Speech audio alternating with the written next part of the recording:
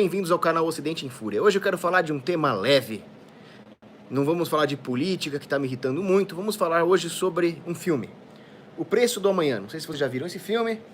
É um filme muito interessante que foi recomendado a mim pelo meu amigo Paulo Fernando. Então, grande abraço aí ao Paulo Fernando. Obrigado pela recomendação. Eu achei um filme muito interessante. A ideia por trás do filme.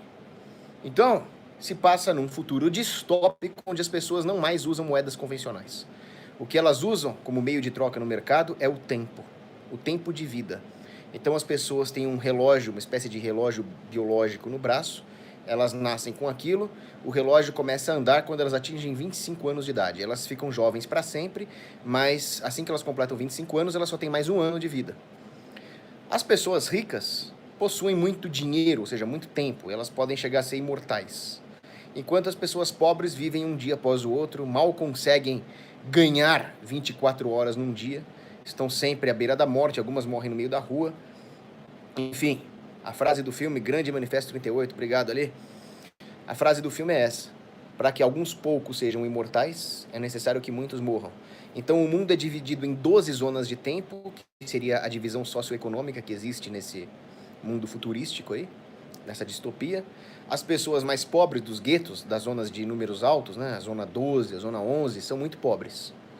Elas vivem uma vida de subsistência e morrem cedo, porque o custo de vida sempre vai subindo, subindo, subindo.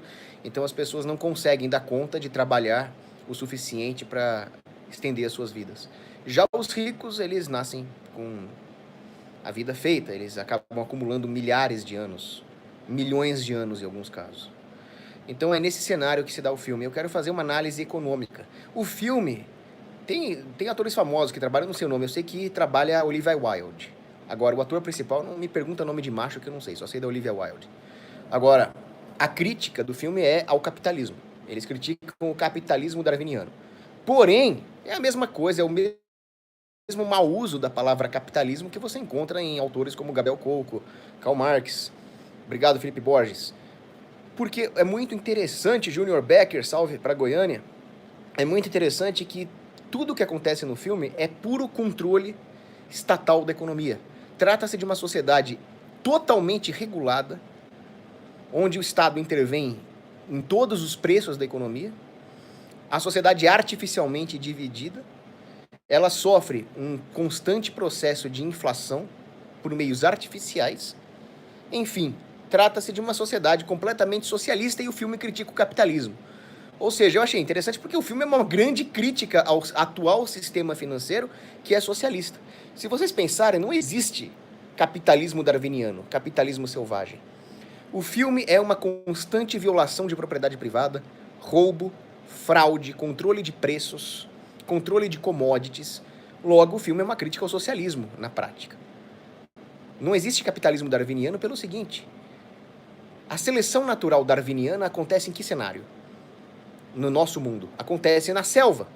Acontece no meio da natureza. E os animais não respeitam propriedade privada um dos outros. O leão não respeita contratos privados com a zebra. Então, a selvageria, a seleção natural darwiniana, não é capitalismo. O que existe é a selvageria do socialismo.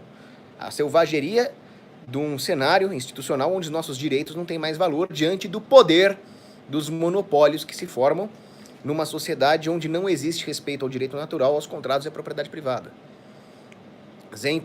Vamos falar isso no Ragnarok Friga, né? Sobre aborto na França. Mas a sociedade do filme é completamente socialista. Não acontece uma seleção no capitalismo, Cogos? Acontece, mas é uma seleção saudável. O que existe no capitalismo é o seguinte: eu sofro uma exclusão pontual no capitalismo, não uma exclusão holística. Na natureza, você sofre uma exclusão holística. Sua vida é perdida ou a sua capacidade de reprodução. No socialismo também. Uma pessoa no socialismo é completamente excluída de todas as dimensões econômicas e sociais que ela poderia exercer. Tanto é que a sociedade no filme é completamente estamental. Agora, no capitalismo, não. Eu sou pontualmente excluído de um determinado setor onde existem pessoas que sabem aproveitar melhor o capital disponível. Por exemplo, se eu abrisse uma empresa de engenharia, eu que sou de humanas, não ia dar certo. Eu ia acabar desperdiçando capital. Então eu seria excluído do mercado de engenharia para que esse capital fosse alocado nas mãos de melhores engenheiros. Então eu poderia ficar triste. Minha empresa de engenharia não deu certo. Mas o mercado inteiro está melhor e eu posso dar certo em outra coisa, e como todos os preços da economia estarão mais baratos graças ao aumento da produtividade, todos saem ganhando, inclusive eu, que fui excluído do mercado de engenharia. Essa é a seleção que acontece no capitalismo, mas não é o que acontece no filme. O que nós vemos no filme O Preço do Amanhã é uma constante piora na qualidade de vida devido ao aumento de preços. O filme mostra, portanto, uma estamentalidade artificial que não é oriunda das relações puramente mercadológicas, porque não existe dinheiro livre. O tempo não é livre. O tempo é completamente controlado por instâncias superiores e burocráticas. Existe uma burocracia no filme que controla o tempo. Se o tempo fosse livre, vamos supor que nós tivéssemos tecnologia para trocar tempo de vida. A mesma tecnologia que eles têm no filme. Mas suponhamos que isso não fosse controlado por uma burocracia estatal, e sim manter-se-ia o processo biológico natural de envelhecimento. Eu poderia, por alguma tecnologia hipotética, trocar isso. O que aconteceria? Bom, as pessoas acabariam se acertando nesse mercado devido à questão da utilidade marginal decrescente. Se eu tiver muito tempo, se eu tiver 1000 anos, eu não vou querer simplesmente existir por 1000 anos. Eu vou querer aproveitar esses 1000 anos, mesmo se isso se transformar em 500 anos.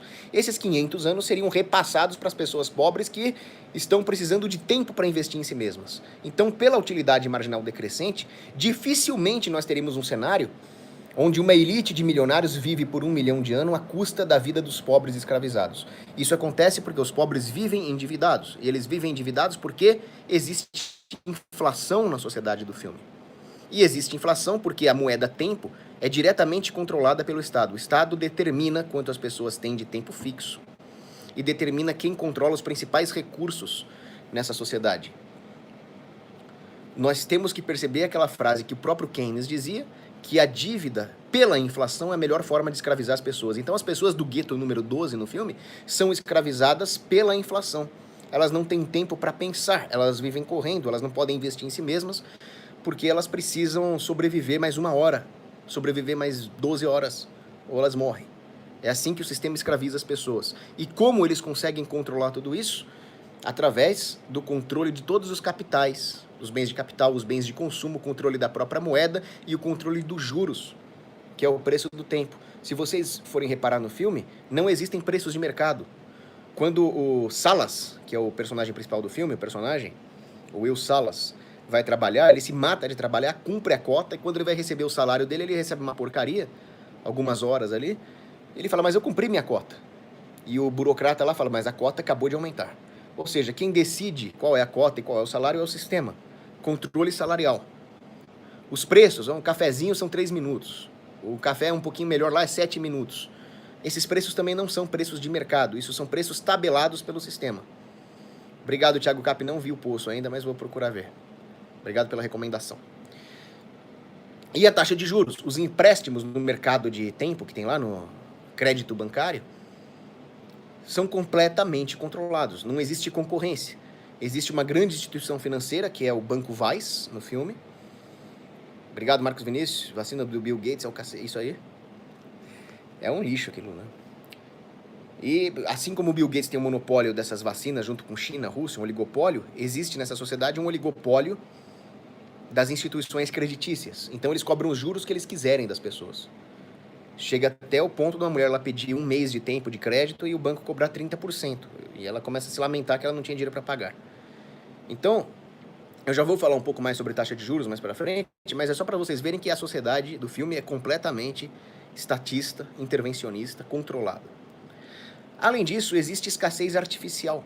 O governo impõe uma escassez artificial do recurso tempo para controlar a sociedade. Por quê? Porque as pessoas não vivem 26 anos, elas vivem mais do que isso.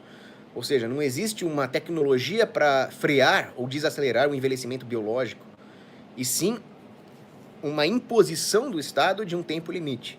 O que é isso, se não uma escassez artificial? É a mesma coisa que o governo faz conosco. Se vocês forem pensar, a propriedade intelectual é uma forma de escassez artificial que o governo nos impõe.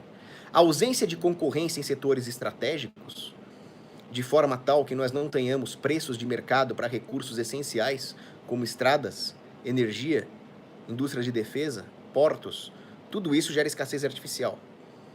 A ausência de uma poupança independente, ou seja, da possibilidade da pessoa guardar dinheiro debaixo do colchão e esse dinheiro render pela deflação natural, oriunda do aumento da tecnologia e da produção, também impõe uma escassez artificial na commodity dinheiro.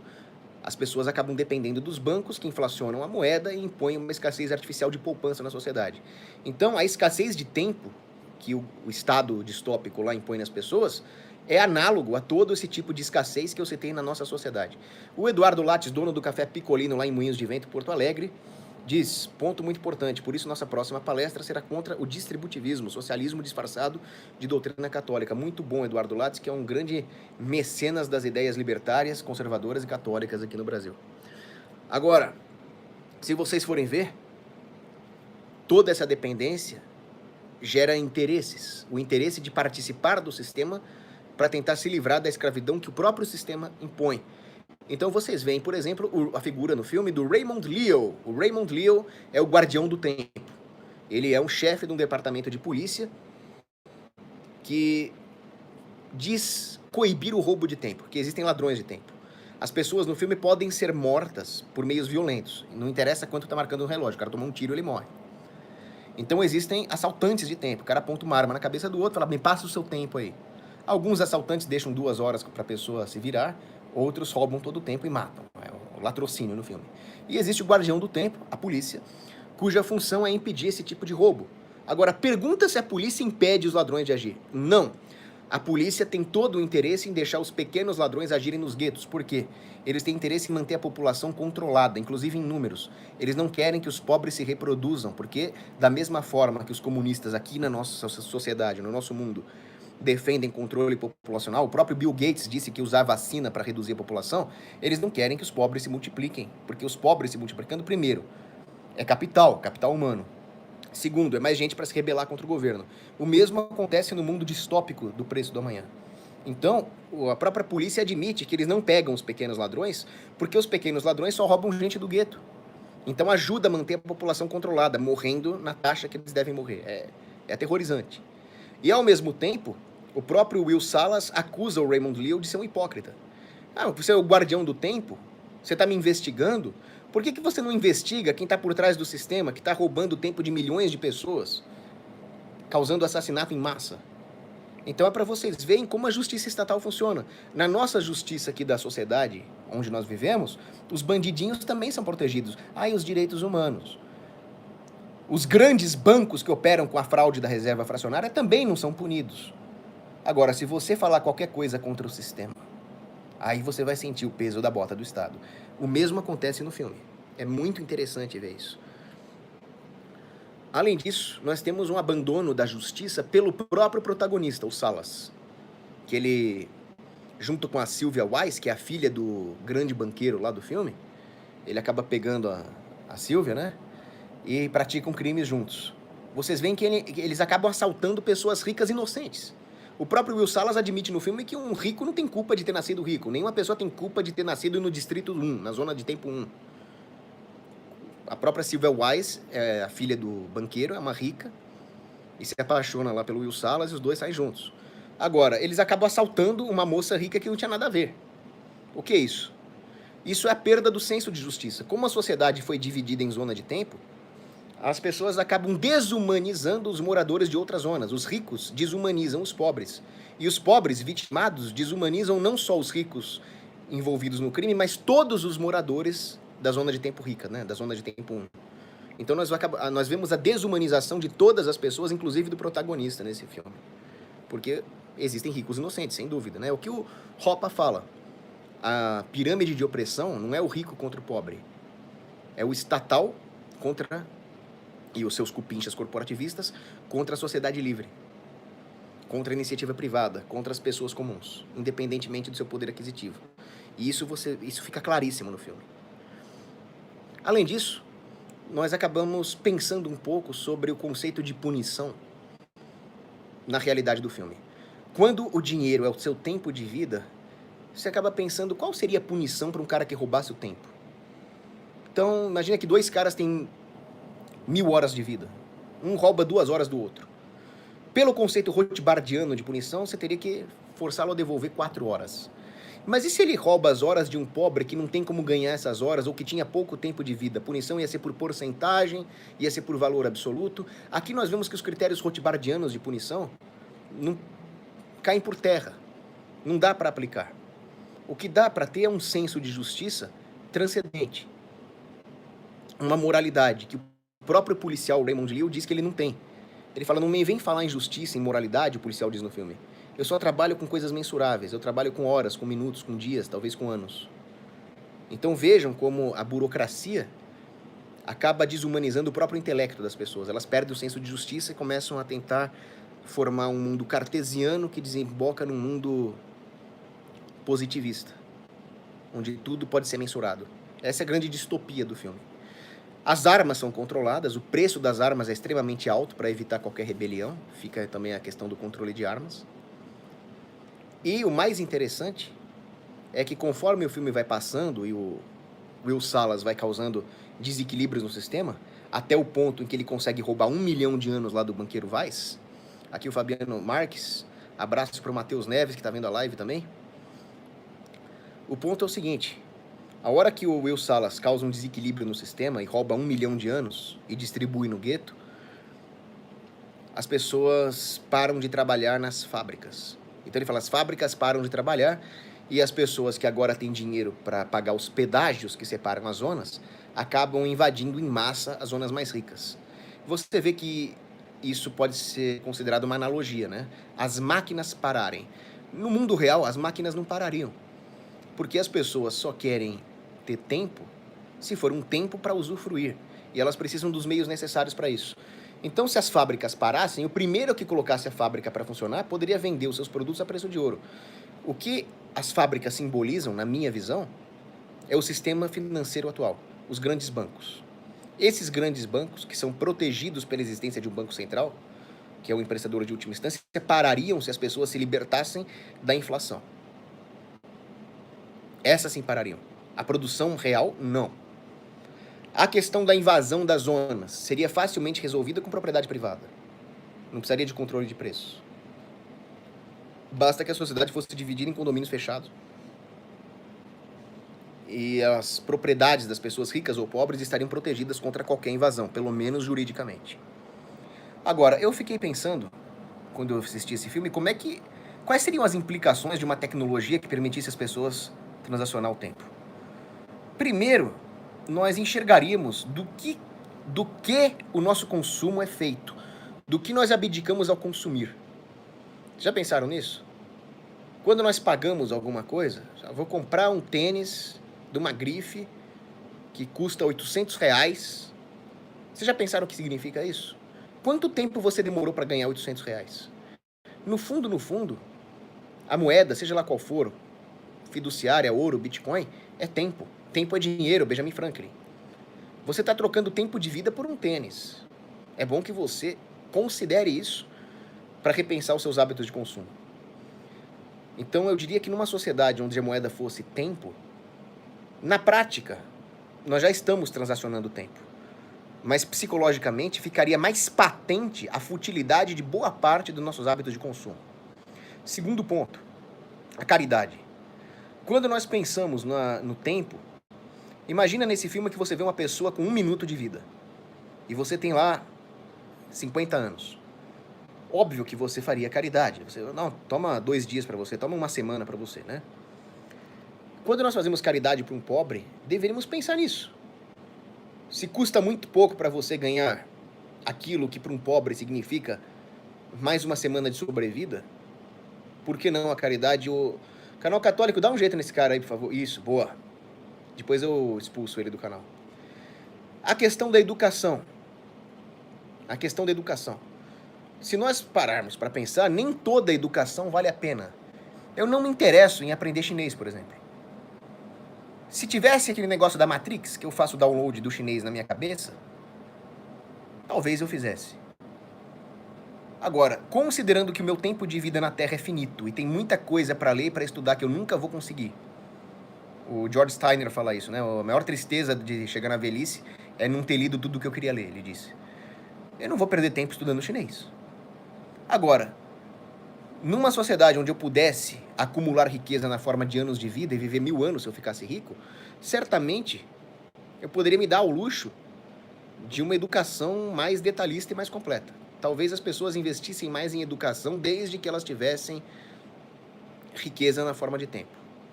Agora, pensando na parte puramente monetária de uma economia baseada na troca de tempo de vida, eu penso o seguinte: tem uma cena no filme em que o Salas convida a Sylvia para tomar um banho de mar. E ela fala, não, eu tenho medo de tomar banho de mar, e se eu morrer afogada? E ele fala, escuta, você tem um mar no seu quintal e nunca entrou no mar? Não, eu posso morrer. E para ela, morrer significa muita coisa, porque ela tinha 1000 anos de vida acumulado para gastar. Então a morte para ela significa perder todos esses 1000 anos. E aí nós ficamos pensando o seguinte, uma sociedade assim seria muito pouco propensa ao risco. Profissões que dependem de risco, soldado, policial, eletricista, tudo isso seriam profissões muito escassas e os salários seriam altíssimos. Ao mesmo tempo, porém, o risco é necessário para que a sociedade progrida, né? Eu fiquei pensando que numa sociedade do tipo O Preço do Amanhã, dificilmente alguém cometeria mau investimento se não houvesse inflação.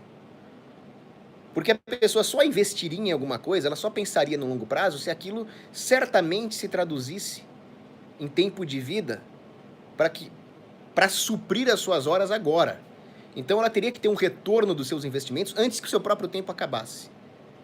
Então as pessoas aprenderiam a pensar no longo prazo dessa forma. Então eu acabei de citar uma desvantagem, né?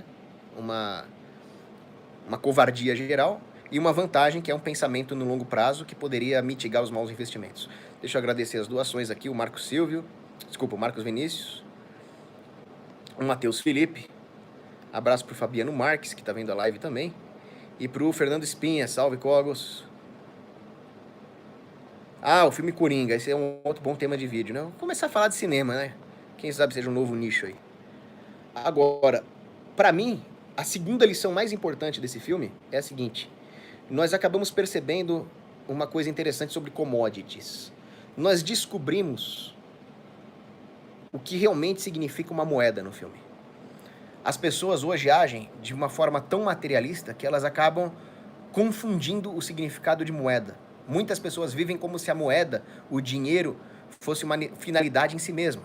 E é o que a Sylvia fala no filme. Os pobres morrem e os ricos não vivem. Porque eles vivem para acumular tempo, mas não para aproveitar esse tempo. Então, imagina, por exemplo, na nossa sociedade imagina uma sociedade onde a moeda fosse o tempo de vida, igual o filme, mas que algum médico lá descobrisse uma tecnologia que aumenta o tempo de vida das pessoas, então, de repente, houvesse uma inundação de tempo nessa economia. Seria o equivalente a uma economia baseada em ouro descobrir uma grande jazida de ouro.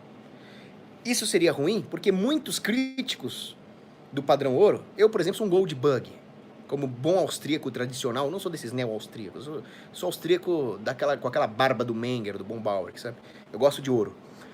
Então muitas pessoas falam, mas Cogos, o ouro não é anti-inflacionário, o ouro não é tão anticíclico quanto você defende, uma pessoa pode descobrir uma jazida gigantesca de ouro. Mas escuta, pela teoria mengeriana do dinheiro, o ouro não é algo que as pessoas demandam, o ouro não é usado como moeda porque ela tem valor em si. Não estou negando a teoria do valor subjetivo, pelo contrário. Estou dizendo que as pessoas têm demanda não monetária por ouro. Da mesma forma, elas têm demanda por tempo, de uma forma não monetária, ou seja, tempo para aproveitar a vida. Então seria bom se tivesse mais ouro. Seria bom se tivesse mais tempo numa economia baseada no tempo. Isso não é inflação, porque isso não é roubar o dinheiro das pessoas através de fraude monetária. Isso é simplesmente o aumento da oferta de uma commodity que tem uso não monetário. O que nós descobriríamos com tudo isso, se houvesse um cenário fictício desse, onde por acaso o tempo disponível aumentasse por meio do aumento da tecnologia, isso não seria ruim. Isso seria mais do que as pessoas valorizam. Então o que aconteceria é uma mudança na estrutura de preços, mas as pessoas estariam todas mais ricas, porque não houve fraude. Então, fica patente a natureza não inflacionária do ouro. Não importa o quanto de jazidas de ouro você descubra. Significa que a economia está mais rica, só isso. Os preços nominais em gramas de ouro ou em minutos de tempo subiriam? Subiriam. mas aquilo que as pessoas valorizam a ponto de tornar moeda estaria mais disponível. Deixa eu agradecer a doação aqui do Claudei Lima Lopes. Obrigado aí pelos 5 euros. Além disso, ressalta-se que uma cosmovisão materialista não é racional. Porque se as pessoas têm mais tempo, o que elas vão fazer com esse tempo? Vão trocar por aquilo que lhes dá satisfação, por aquilo que lhes apraz. Commodities, talvez, material, viagens, objetos. E, ao mesmo tempo, esses objetos também não são fins em si mesmo. Porque não adianta ter tempo sem ter como usufruir, e não adianta ter um mundo para usufruir se você não tem tempo. Imagina que você ficou trilionário, mas você vai morrer daqui a um dia. O que adiantou? Ou seja, com o filme nós percebemos que nem o tempo e nem aquilo que o dinheiro compra tem valor em si. Nós começamos a ver que existe algo que deve transcender o próprio dinheiro. Deve transcender tudo aquilo que o dinheiro também compra. Então a teoria do valor subjetivo fica evidente. Não importa quanto tempo você tenha, não importa quantos objetos e bens materiais você tenha, o importante é como você consegue emprestar a isso um propósito, um valor subjetivo. Então, fica evidente que o lastro de uma moeda forte é entender que ela é um meio e que as suas finalidades transcendem a sua própria existência. Isso é que torna uma moeda realmente forte na economia. A capacidade de enxergar o que ela é um meio. E tudo aquilo que ela compra também é um meio. Então, no filme, e pensando dessa forma econômica, nós chegamos à conclusão de que a vida tem que ter um propósito maior do que toda a sua dimensão material. E por fim, nós chegamos à conclusão de que as pessoas mais irracionais, mais insanas do filme, era o banqueiro lá, o Weiss. O Weiss abandonou a sua humanidade para buscar a imortalidade. Mas ele não vivia, ele só pensava em como se tornar imortal. Ele tinha medo do próprio fim. Por quê? Ele queria uma vida eterna que ele mesmo não vivia. E ainda vivia matando os outros. Qual o propósito de uma vida assim? Ele era o homem mais ansioso, mais triste do filme inteiro, mesmo sendo mais rico. Por quê? Porque ele não entendeu aquilo que Santa Rosa de Viterbo disse. É a vida bem vivida que faz com que você não tema a morte. Viva de forma a não temer a morte. E assim a morte será um coroamento da sua vida. Sem a ideia da finitude, sem propósito. Sem propósito, você começa a colocar o propósito nos meios. E colocando o propósito nos meios, você vira escravo desses meios, como esses caras do filme ficaram escravos do próprio tempo. É isso que eu pensei com o filme, eu queria dividir com vocês, espero que vocês tenham gostado. Serve como exercício de praxeologia, de escola austríaca econômica, e em última instância serve para nós pensarmos sobre a filosofia da morte, da vida e da existência. Grande abraço para todos vocês.